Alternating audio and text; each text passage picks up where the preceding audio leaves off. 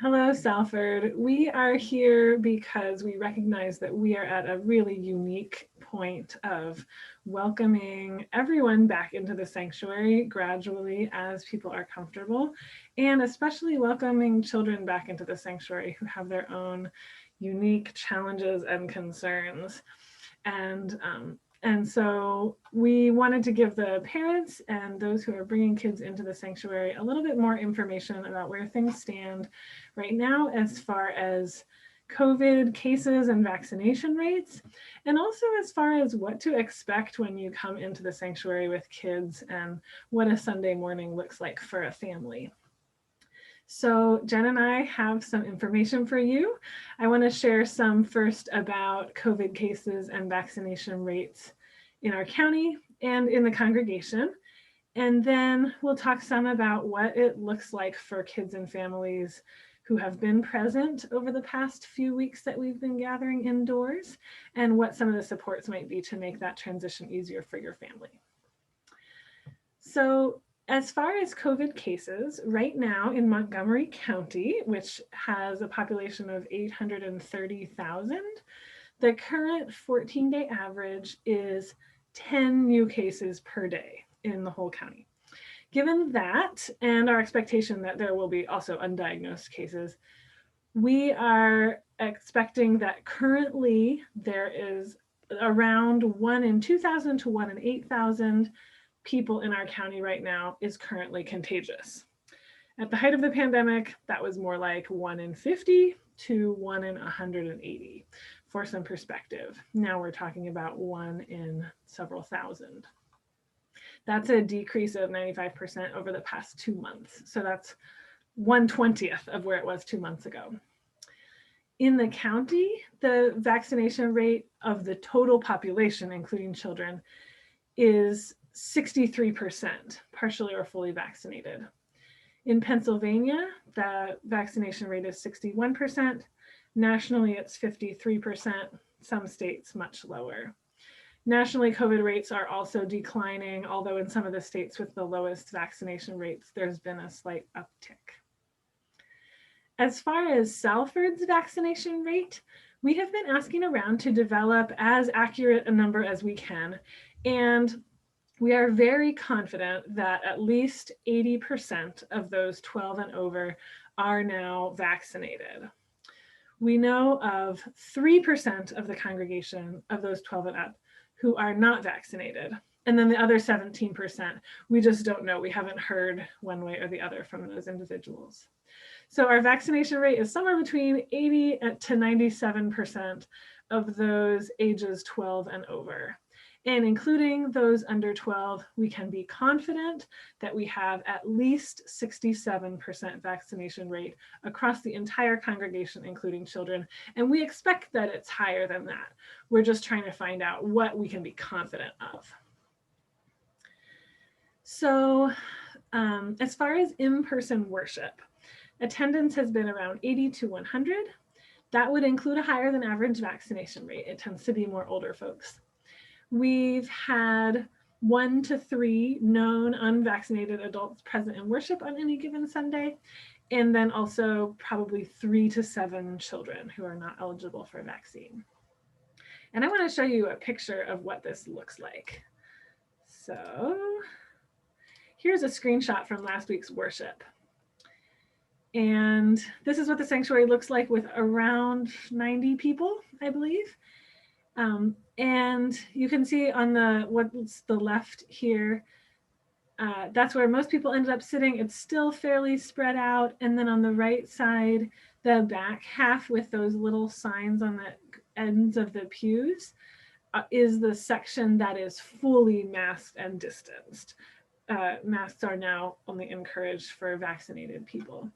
There are not a lot of people sitting there. There's a lot of space there. So you can spread out and you can take the space that you need for your family there. And even in front of that on this carport side, there tends to be a good amount of space to spread out. So that is what the sanctuary looks like these days. 100 people is about a quarter of the sanctuary capacity. So we're still on the lower end there. over the summer, we expect numbers in-person worship to continue about as they have been. And we also have been monitoring carbon dioxide levels, so we can say there's good airflow for the space. And our air handling equipment also brings outside air in, which is another benefit. We have a really good system for the space that we have.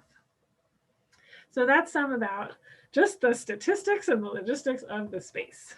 Jen? And now I wanted to talk about some of the supports that are available for kids and parents and what it'll be like when you come back for worship in person. So like before, the worship activity bags are still available at the Welcome Center, where there's a wide variety of engaging ways to keep hands busy and often while kids are still listening to the service. And like Maria pointed out in the photo from worship, there is a lot of space, so feel free to claim space for your kids to spread out in the pew. There's space still up front, and we haven't been in the front lately, but we were always prior to the pandemic sitting in the front because we found that it was helpful for our kids to remember that they were in worship. When they sat up front, there was more to see and it felt more engaging. So feel free to come up front to sit as well. Snacks are welcome and may be encouraged if that's helpful. And mask break to eat snack and put mask back on is completely fine for the young kids. The nursery is not yet available, but parents are welcome to take kids to the foyer where you can still hear the service, but give kids more space to move around. The library is also open during worship. Some parents take kids to the playground before the end of the service as well. And there are children's worship bulletins, which are available by the bulletins at each entrance.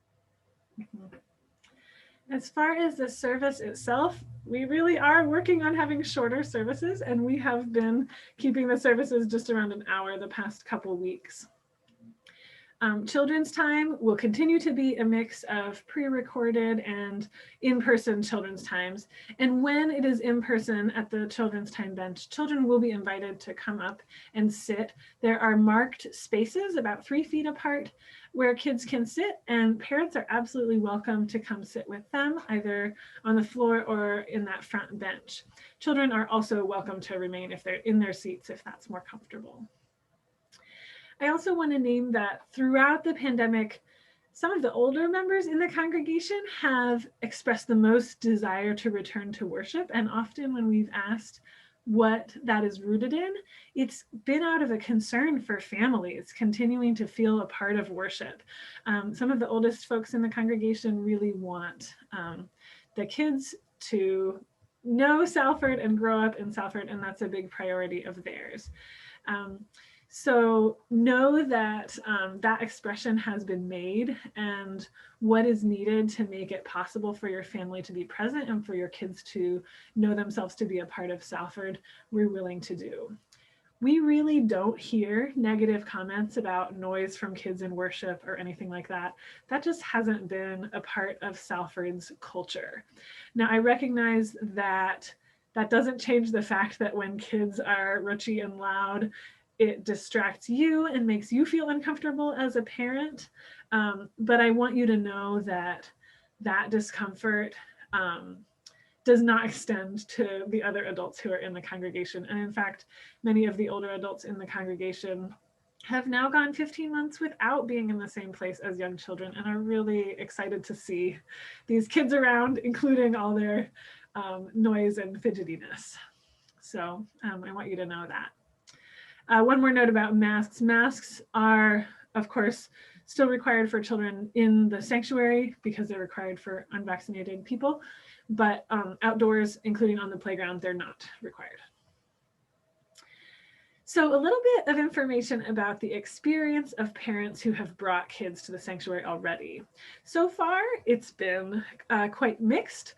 The newness of the experience of being in the sanctuary has caused some kids to have a harder time in the space or during church, and it's caused some kids to kind of quietly watch and take it all in. So that's kind of a temperament question about each kid. But it's not guaranteed to be awful. I'd like to say that. some parents have commented that it is easier to feel, for the parents to feel a part of what's going on while being in the space with kids than trying to watch the service on a screen with kids.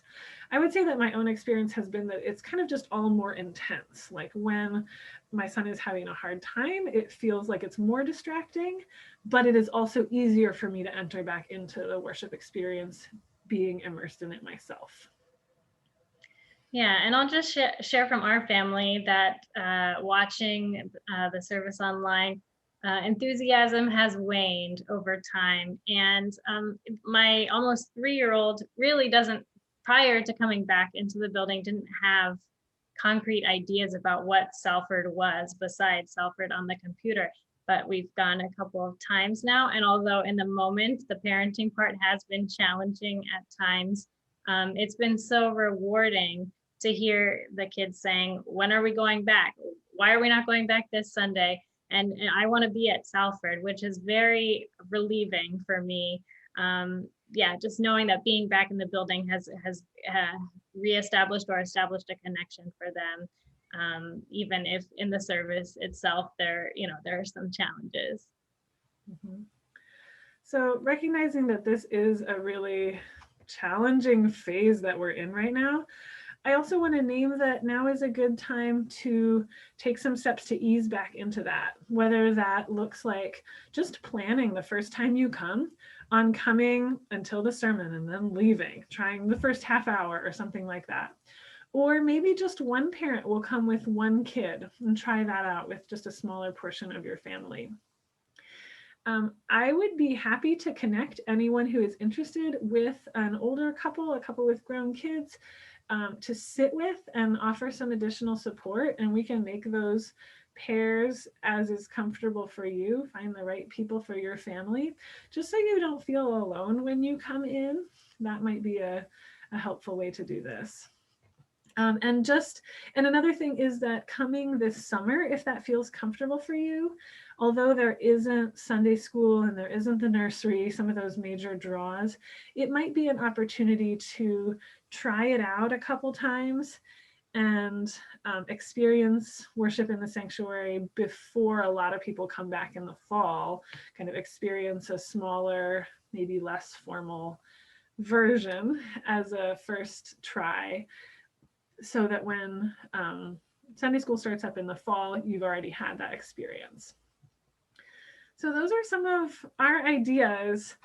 I recognize that, yeah, while this is a really challenging phase, we know that this part of it is not going to last. We'll make it through. We'll get back to some semblance of community that feels better than what we've been experiencing in the past several months. Being in worship with children is always a unique experience and has challenges that other phases of life do not have. And so part of this is not going to be something that we resolve this summer, because it's a part of what it means to have kids in the worshiping community.